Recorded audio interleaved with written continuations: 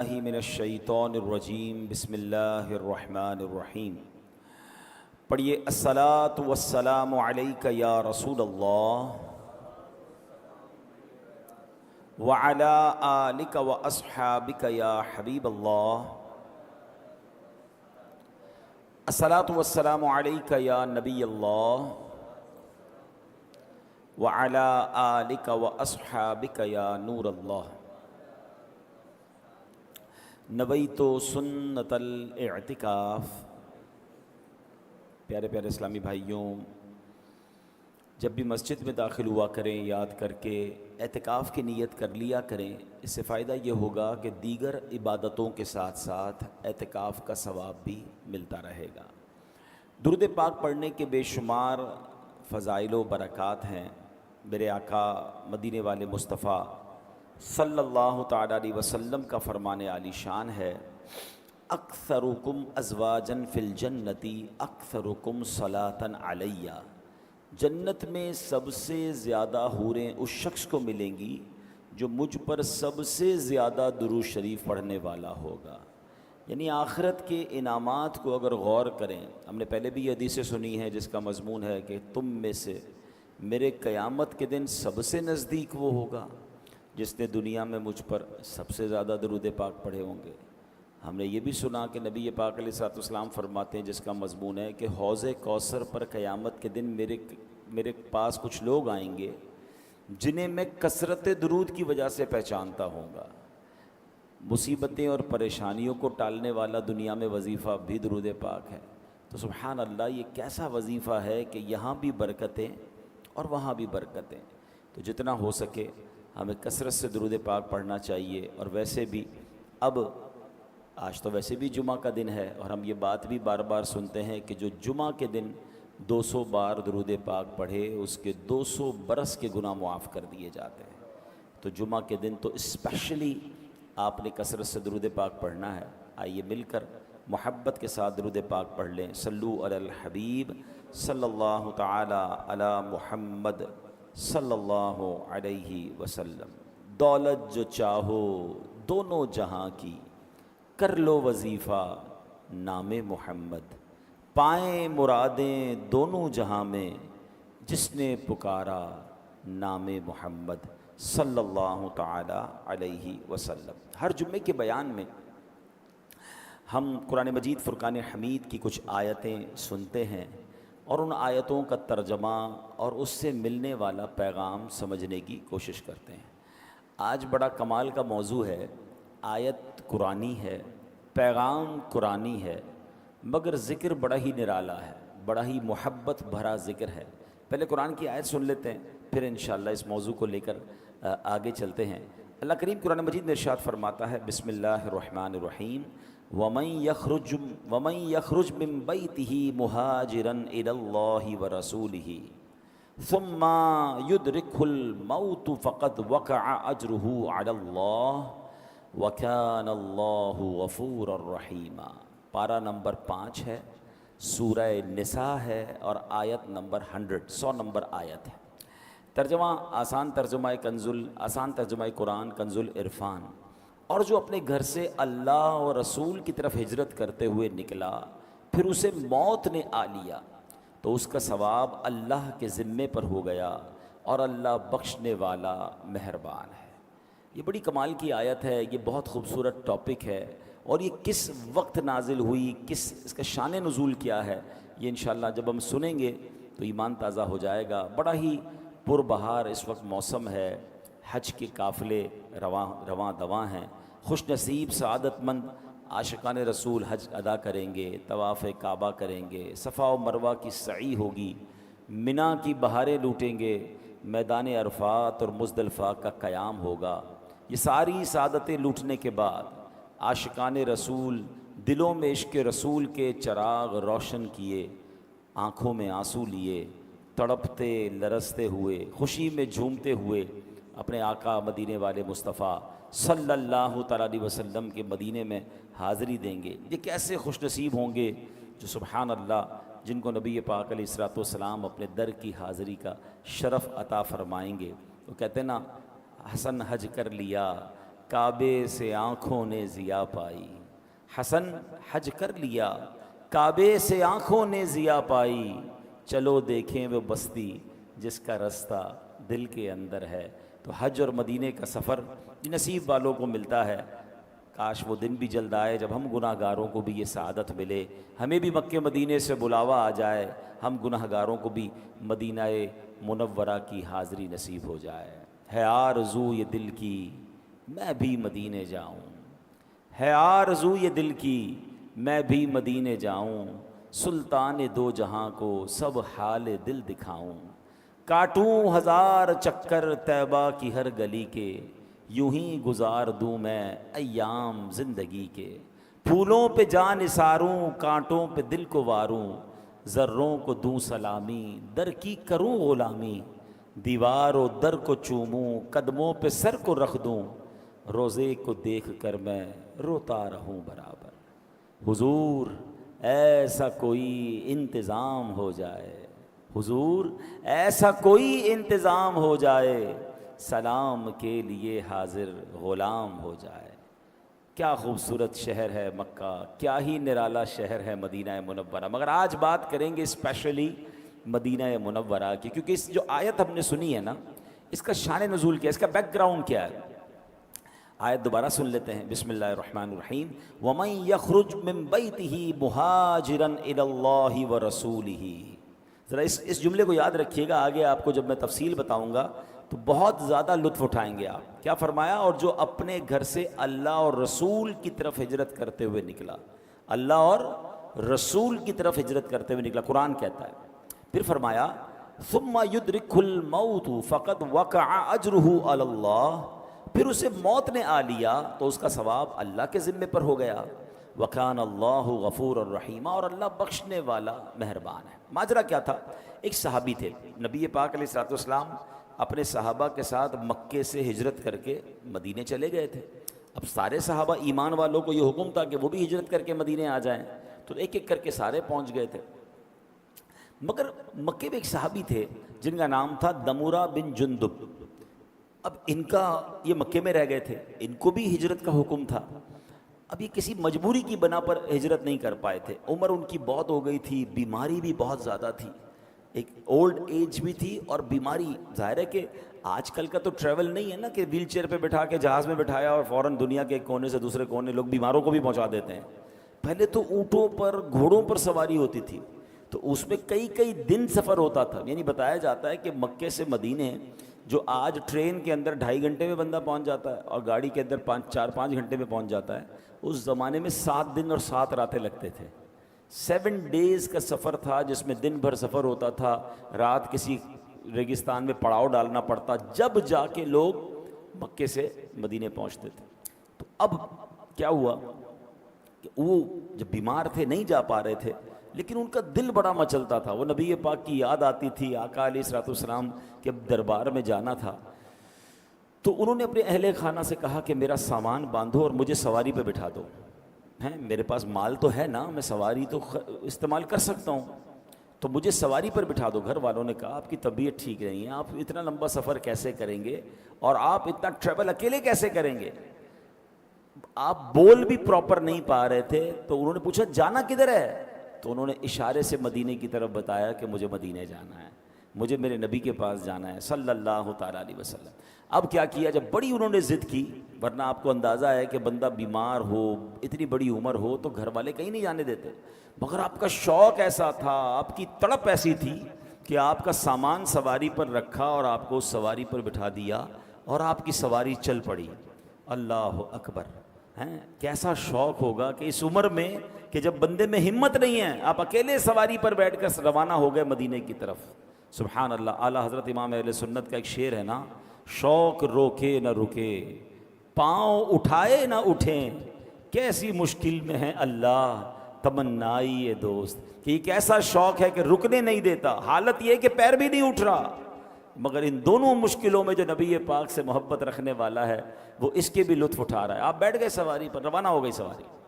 اب جب یہ سواری روانہ ہوئی تو اگر آج کا نقشہ دیکھیں تو آپ 11 کلومیٹر سے زیادہ سفر نہیں کر پائے، جو ماشاءاللہ مکے گئے ہیں وہ جلدی پک کر لیں گے میری بات کو. ایک مسجد ہے جس کو مسجد عائشہ کہا جاتا ہے, مسجد عمرہ بھی کہا جاتا ہے, ایک اس کا نام مسجد تنعیم بھی ہے.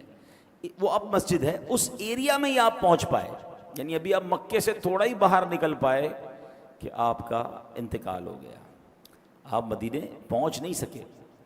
تو اب کیا ہوا کہ لوگوں نے باتیں کرنا شروع کی کہ کاش یہ مدینے پہنچ جاتے تو ان کا ثواب کمپلیٹ ہو جاتا, ان کی ہجرت کمپلیٹ ہو جاتی, یہ مزید ثواب کماتے. تو قرآن پاک کی آیت نازل ہوئی, اور اس آیت پہ کیا رب نے فرمایا, سبحان اللہ, میرے رب کی شان دیکھیں. اللہ کریم کی بارگاہ میں ہے نا, یہ فلسفہ سمجھ لیں, وہاں دل دیکھا جاتا ہے, عمل کی باری تو بہت بعد میں آتی. آپ کی نیت کیا تھی؟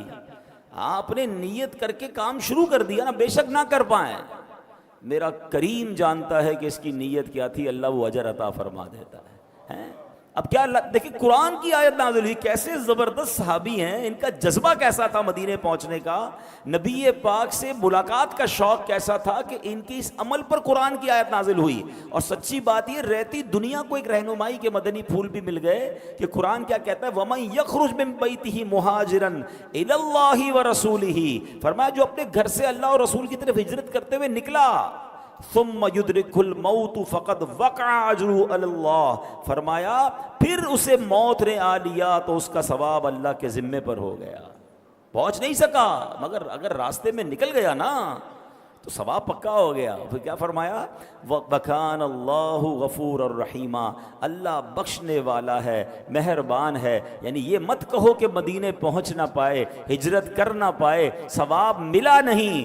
ارے اچھی نیت کر کے یہ نکل گیا, بے شک راستے میں انتقال ہوا, اسے پورا پورا اجر مل گیا. سبحان اللہ, سبحان اللہ. اب دو باتیں اس واقعے سے جو سیکھنا ہے آج ہمیں, جو میسج لینا ہے, وہ دو باتیں ہیں. پہلی بات تو ہمیں یہ سیکھنی ہے کہ نیت کر لی آپ نے, پکی نیت ہے تو اللہ اس کا ثواب عطا فرما دیتا ہے. مجھے دو تین واقعات یاد آ رہے ہیں. ایک بزرگ تھے, کہیں سے ٹریول کرتے ہوئے جا رہے تھے, راستے میں انہوں نے ایک بہت بڑا جو ہے مٹی کا ڈھیر دیکھا, اور اس وقت اس قوم کے اندر جو ہے نا قحط تھا, لوگ بھوکے تھے, کھانے کو نہیں تھا. انہوں نے سوچا کاش یہ پورا ڈھیر جو ہے نا اناج کا ہوتا اور میرا ہوتا, تو میں یہ پورا اناج اللہ کے بندوں پر خیرات کر دیتا, سب کو بانٹ دیتا. نہ انہوں نے اناج بانٹا, نہ اناج خریدا. واٹ یو ڈڈ انٹینشن, اچھی نیت کر لی, ہوتا تو میں کرتا, ہے نہیں. سبحان اللہ, اللہ کی طرف سے حکم ہوتا ہے کہ میرے اس بندے کے نامہ اعمال میں یہ جتنا اناج خیرات کرنے کی اس نے نیت کی تھی اتنا ثواب لکھ دیا جائے. انما الاعمال بالنیات. کچھ روایتوں میں یہ پڑھا کہ اللہ پاک کی بارگاہ سے فرشتوں کو حکم ہوتا ہے کہ میرے اس بندے کے نامہ اعمال میں یہ نیکی لکھ دو. کہا یا اللہ ہم تو کرامن کاتبین ہیں, ہم تو ساتھ ہیں اس نے یہ نیکی کی نہیں ہے. ارشاد ہوتا ہے کی نہیں ہے مگر اس کا ارادہ تھا, اس کی نیت تھی کہ میں نے کرنی ہے. تو سبحان اللہ, انسان اپنے ذہن میں اچھی اچھی نیتیں رکھے. ادھر تو نیتیں بھی بری ہوتی ہیں, پیسے آئیں گے تو صدقہ خیرات کروں گا, یہ نیت نہیں بنتی. پیسے آئیں گے تو فلاں خواہش پوری کروں گا, فلاں غلط کام کروں گا. معاذ اللہ, انسان آج کے دور میں بری نیتیں کرتا جا رہا ہے. ہونا یہ چاہیے کہ بندہ نیت کرے, اللہ تو جب مال دے گا میں بھی قربانی کروں گا, اور بہترین جانور تیری راہ میں کروں گا. اے اللہ جب تو مال دے گا میں بھی حج کروں گا, ابھی نہیں ہے میرے پاس. اے اللہ جب اسباب ہوں گے میں بھی بار بار مدینے جاؤں گا. اے پروردگار اگر مجھے کچھ ملا تو میں غریبوں کی مدد کروں گا, فلاں چیز مجھے مل گئی تو میں اس کے ذریعے یہ والی نیکی کروں گا. یہ ہے اچھی نیتیں. اور پھر اللہ دے دے تو وہ کرنا بھی چاہیے, یہ بھی الگ پرابلم ہے. بندہ وعدے رب سے کچھ اور کر رہا ہوتا ہے, کام اس کا ہو جائے تو اللہ کو ہی بھول جاتا ہے. اللہ سے کتنے وعدے کیے ہوں گے ہم نے, یا اللہ میرا یہ مسئلہ حل کر دے پھر نماز نہیں چھوڑوں گا, یا اللہ یہ مسئلہ حل ہو جائے پھر میں اتنے خیرات کروں گا, میں اتنے غریبوں کی مدد کروں. جیسے ہی مسئلہ حل ہوا بندہ ہی غائب. ہمارے ساتھ تو کبھی کبھی ہوتا ہے نا, مسجد میں اچانک کوئی بندہ نظر آنے لگ جاتا ہے, پورا سال نظر نہیں آتا, اچانک نظر آ جاتا ہے, سر پہ ٹوپی, ہاتھ میں تسبیح. خیریت تو ہے بھائی؟ بس وہ ایک پرابلم آ گئی تھی, گھر میں مسئلہ آ گیا تھا, یا والدہ ہاسپٹل میں ہیں, یا فلاں کاروبار کا بڑا مسئلہ ہو گیا, بس اللہ سے مانگنے ہیں. بہت اچھی بات ہے. تھوڑے دیر بعد بندہ غائب ہو جاتا ہے. بھائی کیا ہوا؟ کہ وہ مسئلہ حل ہو گیا. ارے بھائی جس رب نے مسئلہ حل کیا اسی چھوڑ کے چلے گئے. یعنی اللہ سے دوستی بھی کنڈیشنلی کرنی ہے. جب تک مسئلہ بھٹکا ہوا, جب تک مسجد کا راستہ یاد ہے, جیسے ہی مسئلہ حل ہوا بندہ ہی غائب. ایسا نہیں ہونا چاہیے. میں مشکل میں بھی اپنے رب کو یاد کروں، میں راحت میں بھی اپنے رب کو یاد کروں۔ اگر آپ مومن کے دونوں اسٹیٹ سمجھ لیں نا، دونوں مومن کی صورتیں سمجھ لیں کہ مومن تو ہر حال میں فائدے میں نا، اگر وہ مشکل میں، دیکھیں انسان کی زندگی میں دو ہی وہ ہوتے ہیں نا، دور ہوتے ہیں، یا تو مشکل کا دور ہوتا ہے یا آسانی کا دور ہوتا ہے، ٹھیک ہے۔ مومن کا انداز پتہ کیا ہوتا ہے؟ مشکل میں صبر کر کے ثواب کما رہا ہوتا ہے، راحت میں شکر کر کے ثواب کما رہا ہوتا ہے۔ تو مومن تو مزے میں ہے کہ اگر آپ اس وقت کسی مشکل سے گزر رہے ہیں تو بھی اللہ کو یاد کریں، ان اللہ مع الصابرین، صبر کریں، صبر کا ثواب روز مل رہا ہے آپ کو۔ جیسے ہی اللہ نے اچھے دن کر دیے اب شکر کرنا شروع کر دیں، ہیں لئن شکرتم لازیدنکم، تم میرا شکر ادا کرو میں تمہیں اور عطا کروں گا۔ یعنی مجھ پر تو ہر وقت رحمت کی بارش برسنی چاہیے تھی، مگر ادھر معاملہ الٹا ہے، مشکل ہوتی ہے تب بھی اللہ کو کچھ لوگ ناراض کرتے ہیں۔ وہ کیسے؟ شکوے، شکایت، کمپلین، معاذ اللہ سے ہی مایوسی کی باتیں شروع کر دیتے ہیں۔ غلط ہو رہا ہے۔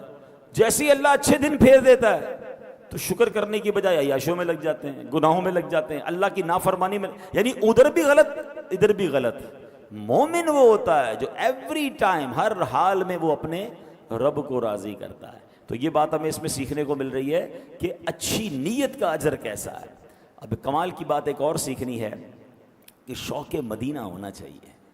ہاں آپ ذرا انداز دیکھیں نا ان کا، اتنی بڑی عمر ہو گئی ہے، بیماری ہے، مگر تڑپ کیا ہے کہ گھر میں نہیں رہنا، مجھے مدینے پہنچنا ہے، مجھے سواری پر بٹھا کر اللہ کے حوالے کر دو، میں راضی۔ اور راستے میں انتقال بھی ہو گیا، اللہ اکبر۔ انہوں نے تو اپنے کام کر دیا نا، وہ نہیں پہنچ پائے الگ بات ہے، پر وہ تو کر چکے جو کرنی بشر کی ہے، انہوں نے اپنے حصے کا کام کر دیا، اللہ اکبر۔ اب ہمیں بھی یہ کرنا ہے۔ ہم میں سے بہت سارے ایسے ہوں گے جو سوچتے ہوں گے کہ یار میں کیسے مدینے پہنچوں گا، میں کیسے نبی پاک کے پاس پہنچوں گا، پاسپورٹ نہیں ہے، پیسے نہیں ہیں، ویزا نہیں ہے۔ دعائیں تو کر سکتے ہیں، آنسو تو بہا سکتے ہیں، اللہ کو یاد، اللہ کی بارگاہ میں التجا تو کر سکتے ہیں، نبی پاک کی بارگاہ میں رات کو سوتے ہوئے درود پاک کا نذرانہ پیش کریں۔ کبھی تو ایسا ہو کہ مجھے رات اس لیے نیند نہیں آ رہی کہ آج مدینہ یاد آ رہا ہے، دل میں ہو یاد تیری گوشۂ تنہائی ہو، پھر تو خلوت میں عجب انجمن آرائی ہو۔ کبھی تو آنکھوں سے آنسو بہے نا کہ یہ تو میرے اختیار میں، پیسے میرے اختیار میں نہیں، مگر میں التجا تو کروں، درود تو پڑھوں۔ ہم نے دیکھا کہ کئی ایسے لوگ ہوتے ہیں جن کے پاس کچھ نہیں ہوتا اور ایسے بلاوا آتا ہے۔ ایک عاشق رسول کا انداز بتاتا ہوں۔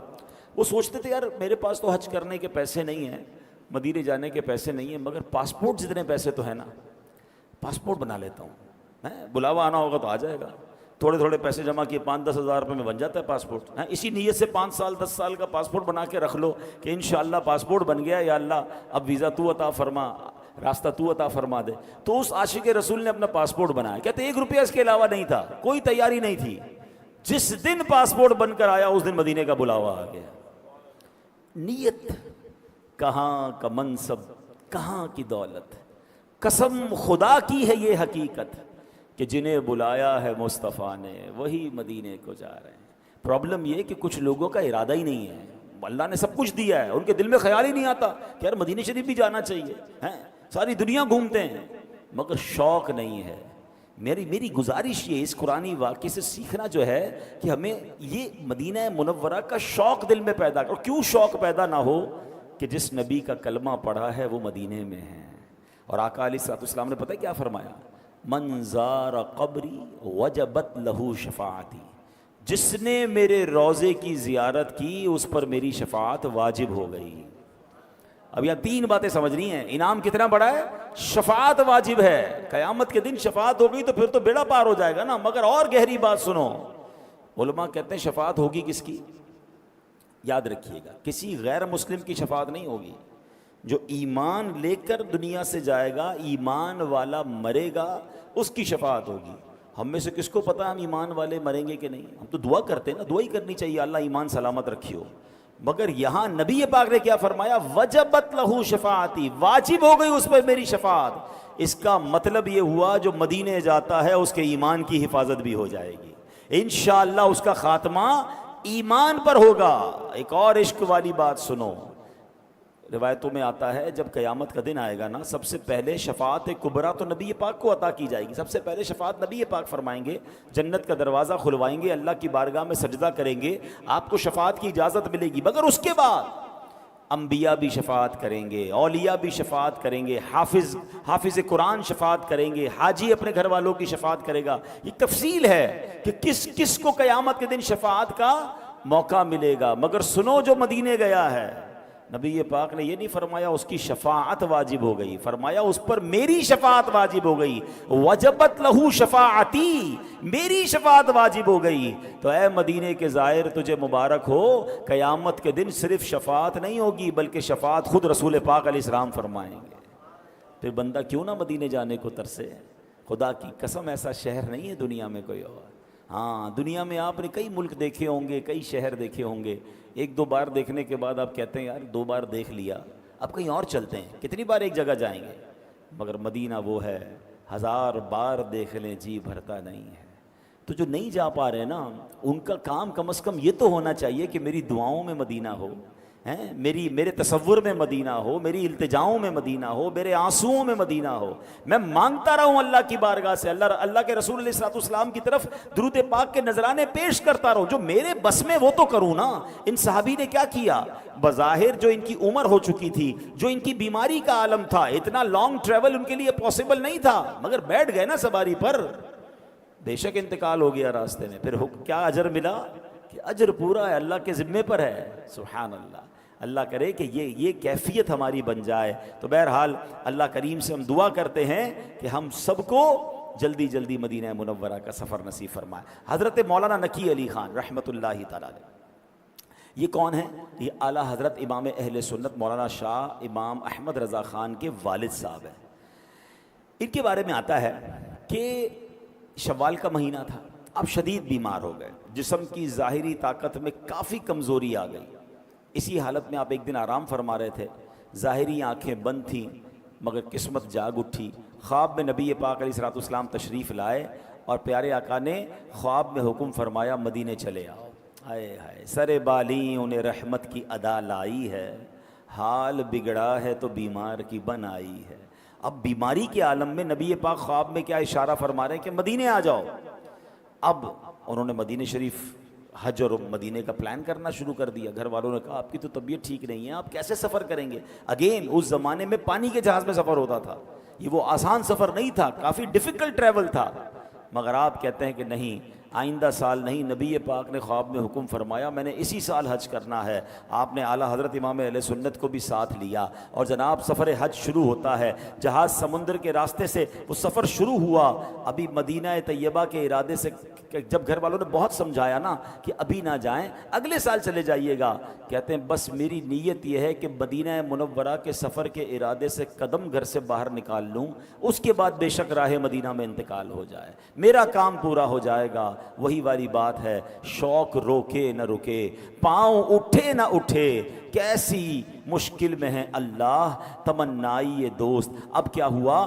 حج کے لیے روانہ ہوئے۔ سبحان اللہ، ایک بار پھر سفر مدینہ میں نبی پاک علیہ الصلوۃ والسلام خواب میں تشریف لائے اور خواب ہی کے عالم میں ایک پیالہ جو ہے وہ دوائی کا حضرت مولانا نقی علی خان کو عطا فرمایا۔ کہتے خواب میں ہی وہ دوائی پی، مرض میں شدت میں کمی آ گئی، پورا سفر حج اور مدینے کا سفر تندرستوں کی طرح میں نے کر لیا۔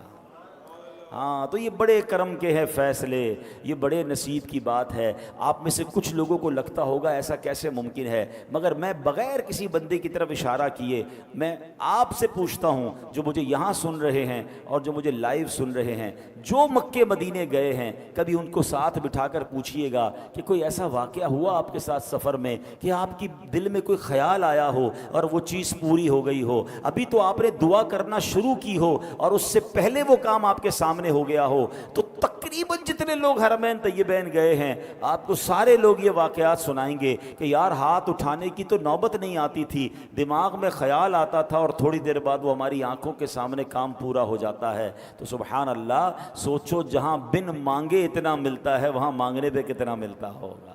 ہیں یہ بڑے کرم کے ہیں فیصلے، یہ بڑے نصیب کی بات ہے۔ اے میرے پیارے اسلامی بھائیوں، یہ صرف عام دنیا کے لوگ دیوانے نہ تھے مدینے کے۔ حضرت جبریل امین کون ہیں؟ فرشتوں کے سردار ہیں۔ اب ذرا سنیے گا، نبی پاک علیہ السلام کی بارگاہ کی حاضری کا شوق انہیں کیسا تھا ہیں حضرت جبریل امین علیہ الصلوۃ والسلام وہ عظیم ہستی ہیں کہ جنہوں نے ہر نبی کا قرب پایا ہے، سارے نبیوں کو دیکھا ہے، دوسرے لفظوں میں وہ ہر نبی کے صحابی ہیں۔ تو ایک بار سرکار دو عالم علیہ السلام نے ان سے بڑا کمال کا سوال کیا، فرمایا جبریل یہ تو بتاؤ تم نے ہر نبی کو دیکھا ہے، کیا ہم سب بھی کوئی دیکھا ہے؟ کیسا سوال ہے، جس نے کم و بیش 1,24,000 انبیاء کو دیکھا ہو اس سے یہ سوال ہو رہا ہے کہ اے جبریل یہ تو بتاؤ مجھ جیسا کوئی دیکھا؟ جبریل امین نے جو جواب دیا نا وہ بڑے کمال کا جواب تھا۔ وہ جواب اعلیٰ حضرت امام اہل سنت نے اپنے ایک نعت کے شعر میں گویا ہمیں سمجھا دیا۔ وہ کہتے ہیں یہی بولے سدرا والے چمنے جہاں کے تھالے سبھی میں نے چھان ڈالے۔ سدرا والے، سدرۃ المنتہا، سدرۃ المنتہا میں جبریل امین رہتے ہیں نا، تو کہا سدرۃ المنتہا میں رہنے والے جبریل نے کیا کہا؟ یہی بولے سدرا والے چمنے جہاں کے تھالے سبھی میں نے چھان ڈالے، آقا تیرے پائے کا نہ پایا، تجھے یک نے یک بنایا، یا رسول اللہ آپ جیسا رب نے کوئی نہیں بنایا، میں نے سارے نبیوں کی صحبت اٹھائی ہے مگر آپ جیسا کوئی اور نہیں پایا۔ اب ذرا اور عشق والی بات سنتے ہیں، نبی پاک نے فرمایا جبریل یہ تو بتاؤ تمہاری عمر کتنی ہے؟ اب ذرا سوچیں نا، جو ہر نبی سے ملا ہو اس کی عمر کتنی ہوگی؟ اب یہاں جبریل امین نے جواب بڑا لاجیکل دیا۔ آپ کبھی کسی بہت بڑی عمر کے بزرگ سے پاکستان میں بھی ملے نا، جس کی عمر 70 80 100 سال 80 90 ایئرز ہو، تو ان سے آپ پوچھیں بابا جی کب آپ کی پیدائش ہوئی، تو بابا جی کو ڈیٹ آف برتھ یاد نہیں ہوتی، کیونکہ 80 90 سال پہلے ڈیٹ آف برتھ کا پراپر نظام نہیں تھا ہیں۔ تو وہ کیا کہتے ہیں، وہ جب پاکستان بنا تھا تو میری عمر اتنی تھی، جب فلاں واقعہ ہوا تھا تو میں اس کے اتنے سال بعد پیدا ہوا، وہ اس طرح اپنی عمر بتاتے ہوتے ہیں، ٹھیک ہے نا۔ جبریل امین نے پتہ کیا جواب دیا؟ کہتے حضور عمر تو پتہ نہیں کتنی ہے، آسمان پر ایک ستارہ ہے جو ہر 70,000 برس کے بعد ایک بار چمکتا ہے۔ حضور میں نے اس ستارے کو 70,000 مرتبہ دیکھا ہے۔ کبھی کیلکولیٹر لے کر چیک کیجئے گا کہ 70,000 ایئرز کے بعد کہتے ہیں ایک ستارہ چمکتا ہے، اور میں نے اس ستارے کو 70,000 مرتبہ دیکھا ہے۔ مگر اس سے خوبصورت جواب اب نبی پاک کا سنو، پیارے آقا نے پتہ کیا فرمایا؟ فرمایا جبرائیل وہ ستارہ میں ہی ہوں، تیرے نبی کے نور کو تیرے رب نے سب سے پہلے پیدا فرمایا ہے۔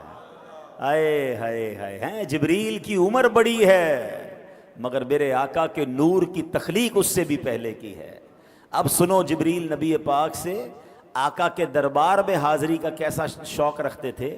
اب ذرا تھوڑا سا میں آپ کی کیلکولیشن کا امتحان لوں گا، آپ کو لطف آ جائے گا، یہ بڑی کبھی یونیک معلومات دینے جا رہا ہوں۔ حضرت جبریل سب نبیوں کے پاس آئے ہیں، کچھ کسی نبی کے پاس ان کی زندگی میں 50 بار آئے، کسی کی زندگی میں 100 بار آئے، کسی کی زندگی میں 27 بار آئے، اس طرح مختلف فگرز ملتے ہیں کہ اتنی بار جبریل امین اللہ کا پیغام لے کر نبیوں کے پاس آئے۔ آپ کو پتہ ہے نبی پاک کی بارگاہ میں کتنی بار آئے؟ پہلے تو یہ دیکھتے ہیں کہ حضرت جبریل جب نبی پاک سے ملنا شروع ہوئے تو وہ لائف کا کتنا حصہ بنتا ہے۔ پہلی ملاقات جو حضرت جبریل کی نبی پاک سے ہوئی وہ جب ہوئی جب نبی پاک کی عمر مبارک 40 سال تھی۔ ذرا میرے ساتھ ریپیٹ کریں گے تو پکا ہو جائے گا، کتنی عمر تھی؟ اور پہلی ملاقات کہاں ہوئی، کون بتائے گا؟ غار ہرا میں، جب پہلی وحی لے کر آئے، اقرا بسم ربک الذی خلق، یہ پہلی وحی لے کر کون آیا تھا؟ جبریل امین آئے تھے۔ عمر مبارک کتنی تھی؟ 40 سال۔ ملاقات کہاں ہوئی؟ غار ہرا میں۔ بیوٹیفل۔ اچھا نبی پاک علیہ الصلوۃ والسلام نے اس دنیا میں کتنے سال اس دنیا کو اختیار فرمایا؟ 63 سال۔ کتنے سال؟ عمر مبارک کتنی تھی؟ 63۔ 63 میں سے 40 نکال دیں، کتنے سال ہو گئے؟ 23 سال۔ Very good. اب 23 سال کے دن منائیں۔ تھوڑا سا مشکل سوال ہے، 23 سال میں کتنے دن بنتے ہیں؟ آسان کر دیتا ہوں کہ اگر 365 دن ایک سال میں ہم گنتے ہیں انگلش کیلنڈر کے لحاظ سے تو 10 سال میں کتنے ہو گئے؟ 3650 دن، ٹھیک ہے؟ ملٹی پلائی بائی 2 کر لیں، 20 سال کر لیں، تقریباً 7300 دن ہو گئے۔ یہ کتنے سال کے دن ہو گئے؟ 20 سال کے۔ 3 سال کے مزید 1000 دن گن لیتے ہیں، موٹا حساب کر رہا ہوں میں، ٹھیک ہے جناب؟ تو یہ کتنے ہو گئے؟ 8300 یا 8400 دن، موٹا حساب آپ کیلکولیٹ کریں گے تو ایگزیکٹ فگر آ جائے گا، میں اپنے دماغ سے حساب کر رہا ہوں۔ 8400 دن بنتے ہیں پہلی ملاقات سے لے کر اس دنیا سے پردہ فرمانے تک۔ Out of those 8000 approximately 400 years میں نبی 8400 ڈیز میں، دنوں میں حضرت جبرائیل میرے آقا کی بارگاہ میں 24000 بار حاضر ہوئے ہیں۔ آپ ذرا غور کریں، اور کہاں سے آئے ہیں؟ سدرۃ المنتہا، یہ 7 آسمان سے بھی اوپر ہے۔ فرمایا اتنا فاصلہ ہے کہ پہلے زمین سے پہلے آسمان کا فاصلہ 500 سال، اگلا فاصلہ 500 سال۔ اگر کوئی سواری پر جاتا ہے، جبریل امین کہاں ہوتے ہیں؟ 7 آسمان سے اوپر، سدرۃ المنتہا آپ کا مقام ہے۔ اور 8400 تقریباً دن میں کتنی بار آئے؟ 24,000۔ اب ڈیوائیڈ کریں 24,000 کو 8400 سے، تو ایوریج آئے گا روز 3 بار۔ اب آپ اگر روایتیں پڑھیں گے تو کئی دن ایسے گزرے کہ جبریل امین ایک بار بھی نہیں آئے، تو اس کا مطلب کچھ دن ایسے بھی ہوں گے جب 10 بار بھی آئے، جب 8 بار بھی آئے۔ اللہ اکبر! یہ کیوں بار بار اتنا سفر کر کے آتے تھے؟ تو سنو، مولانا حسن رضا خان صاحب کہتے ہیں وجہ کیا ہے؟ کہتے ہیں بے لقائے یار ان کو چین آ جاتا اگر، لقا کہتے ہیں ملاقات کا، کہتے ہیں آقا سے ایک بار ملنے کے بعد ایسا لطف آیا تھا کہ اب سدرۃ المنتہا پر چین نہیں آتا تھا، انہیں بار بار آقا کی یاد ستاتی تھی۔ بے لقائے یار ان کو چین آ جاتا اگر، بار بار آتے نہ یوں جبریل سدرہ چھوڑ کر۔ ارے وہ سدرہ چھوڑ کر بار بار اس لیے آتے تھے کہ انہیں نبی پاک سے ملے بغیر چین نہیں آتا تھا۔ اچھا، یہاں ایک اور عشق والی بات سن لو، جبریل امین کی سپیڈ کتنی ہے کہ دن میں کئی بار سدرۃ المنتہا سے آقا کی بارگاہ میں آ جاتے پھر چلے جاتے۔ تو جب جبریل کی رفتار کا عالم یہ ہے تو جبریل کے آقا جناب رسول اللہ صلی اللہ تعالی علیہ وسلم کی رفتار کا عالم کیا ہوگا؟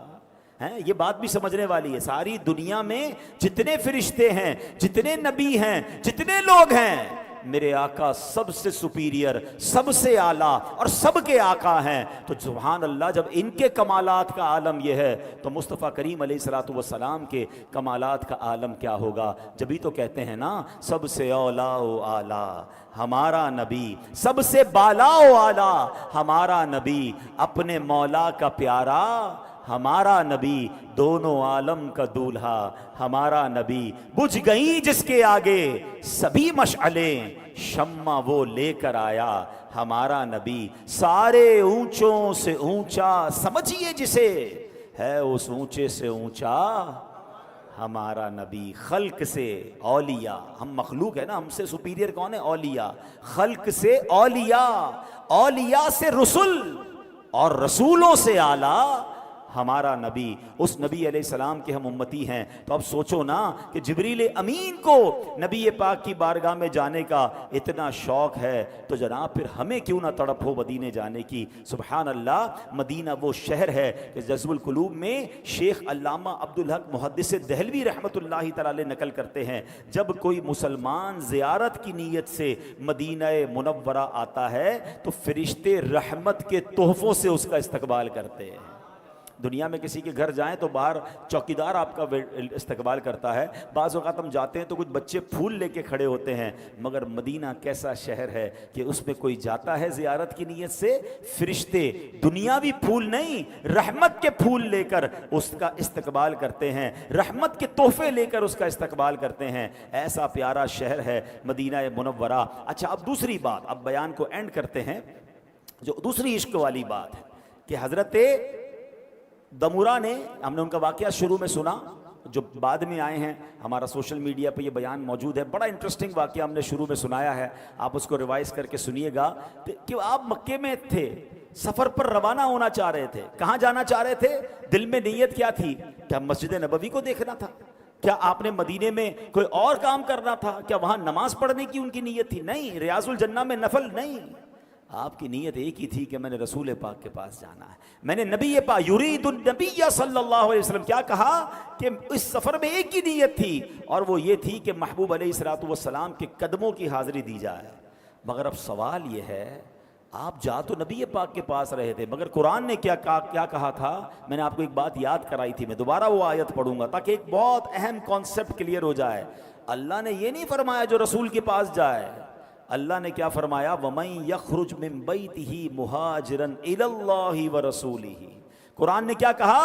اور جو اپنے گھر سے اللہ اور رسول کی طرف ہجرت کرتا ہے، یہ تو رسول کی طرف جا رہے تھے، اللہ کی طرف تو نہیں جا رہے تھے، یہ تو نبی پاک کے پاس مدینے جا رہے تھے، تو پتہ کیا چلا قرآن کی اس آیت سے اور اس پورے واقعے سے کہ اللہ کے رسول کا در دراصل رب کا در ہے، ان کی اطاعت رب کی اطاعت ہے، یہ راضی ہوتے ہیں تو رب راضی ہو جاتا ہے۔ سبحان اللہ، یہی بات اعلیٰ حضرت امام اہل سنت نے لکھی، بخدا خدا کا یہی ہے در، نہیں اور کوئی مفر مکر، جو وہاں سے ہو یہیں آ کے ہو، جو یہاں نہیں تو وہاں نہیں، کیونکہ اللہ نے اپنے حبیب علیہ الصلوۃ والسلام کی رضا کو اپنی رضا قرار دیا۔ ان کی طرف اگر کوئی ہجرت کرے تو وہ ایسا ہے جیسے اس نے اللہ کی طرف ہجرت کی۔ میں نے قرآن کی آیت سنائی آپ کو تو سبحان اللہ، مدینے جانا بھی دراصل مدینے میں رہتا کون ہے؟ وہ اللہ ہی کے تو رسول ہیں، سبحان اللہ۔ تو مدینے جانا بھی راہ خدا ہے اور وہاں جانا بھی وہ ہجرت، وہ ثواب کا کام ہے۔ تو اللہ کریم ہمیں مدینہ منورہ سے سچی محبت نصیب فرمائے اور یہ بات سمجھنے کی توفیق عطا فرمائے کہ اب کی بار جب مدینے جائیں، کیونکہ نبی پاک فرماتے ہیں من جاءنی زائرن، جو میری بارگاہ میں زیارت کے لیے حاضر ہوا، لا تعملہ حاجت الا زیارتی، اس کے علاوہ اسے کوئی حاجت نہ ہو، یعنی تجارت کے لیے نہیں آیا، کسی اور مقصد کے لیے نہیں آیا، صرف اور صرف میری زیارت کے لیے مدینہ منورہ پہنچا، فرمایا کان حقا علی ان اقول لہ شفیعا یوم القیامہ، آقا فرماتے مجھ پر حق ہے کہ میں روز قیامت اس کی شفاعت کروں۔ تو مدینے جانا ہے کسی اور نیت سے نہیں، یار چلو تھوڑا سا گھوم بھی لیں گے، تھوڑا دوستوں سے بھی مل لیں گے، تھوڑی شاپنگ بھی کر لیں گے، کوئی اور نیت نہ ہو، بس روضہ رسول پر جانا ہے، اللہ کے نبی کی بارگاہ میں جانا ہے، ان کی بارگاہ میں حاضری دینی ہے، ان کے سوا کسی کی دل میں نہ آرزو ہو۔ شاعر لکھتے ہیں نا، مدینے جانا تو کیسے جانا؟ ان کے سوا کسی کی دل میں نہ آرزو ہو، دنیا کی ہر طلب سے بیگانہ بن کے جاؤں، بہزاد اپنا عالم سمجھے گا کیا زمانہ، ہے فہم کا تقاضا دیوانہ بن کے جاؤں۔ اللہ کرے اللہ مدینے کی ایسی حاضری نصیب فرمائے کہ اور کوئی خیال ہی دل میں نہ ہو، بس ایک ہی تمنا ہو، ایک ہی التجا ہو کہ روضہ رسول پر جانا ہے، اللہ کے نبی علیہ الصلوۃ والسلام کی بارگاہ میں جانا ہے اور وہاں جا کر شفاعت کی خیرات لینی ہے۔ ایک روایت میں فرمایا کان فی جواری یوم القیامہ، یعنی جو خاص میری زیارت کی نیت سے مدینہ منورہ پہنچا وہ روز قیامت میرے جوار رحمت میں ہوگا، یعنی وہ میرے پڑوس میں ہوگا، میرے ساتھ جنت میں ہوگا۔ تو سبحان اللہ، کوئی اور دیکھیں مسجد نبوی میں نوافل پڑھنا ضمناً آپ کو مل جائے گا، ریاض الجنہ میں جانا ضمناً آپ کو مل جائے گا، آپ سید الشہداء بھی جائیں گے، آپ بقیع شریف پر بھی حاضری دیں گے، مگر یہ ضمناً ہے۔ تو پریمیئر نیت ہے جو superior and one and only آپ کی انٹینشن ہونی چاہیے کہ کہاں جا رہا ہوں؟ اپنے آقا کے پاس جا رہا ہوں، نبی پاک کے پاس جا رہا ہوں، ان کے روضے کی زیارت کو جا رہا ہوں۔ اور کتنی پیاری انکریج والی حدیث ہے